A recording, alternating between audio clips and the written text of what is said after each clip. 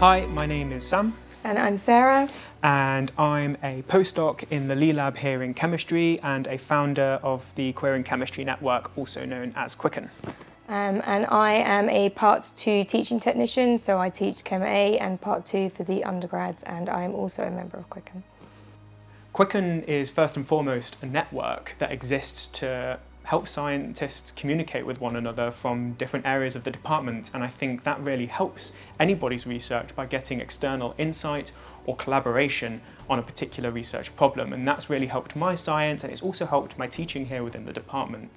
So I teach Part 1B Phys Chem labs, and I've been able to communicate with students on the course in a different setting to the traditional teaching lab situation, and getting to know them as students and being able to lend advice and support, being able to communicate with people in different areas of the department to get different insight or be able to foster collaboration on ideas I didn't think met with my own has really been rewarding and a byproduct of establishing a successful network within the department.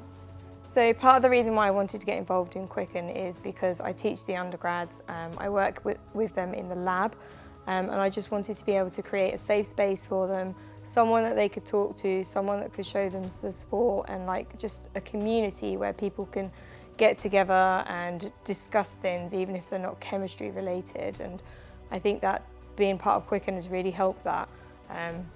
And not everyone reads an email as well, so it helps to be able to directly communicate with people, look, this event is happening, why don't you come along?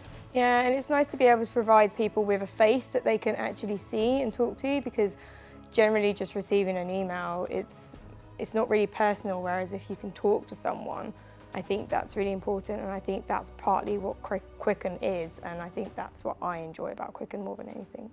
Yeah, and I set up QiCN originally with 2 other people because we felt like there was a notable absence of a sort of community to bring people together around a common cause, and that being whether it's around being LGBT or any other particular interest. And I think being able to get people involved from all different aspects of the department, whether you're staff, a student or an ally, can really help.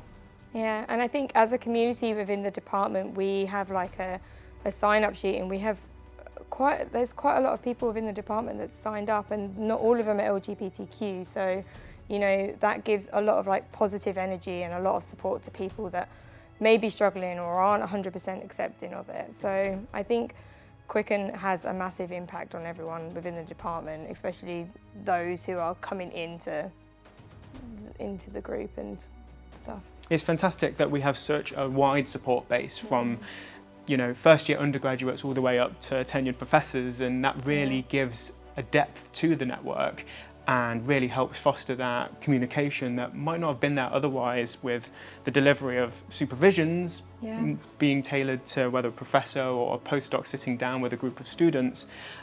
This gives a slightly different scenario for people to converse and get to know each other and form a network. Yeah, I totally agree.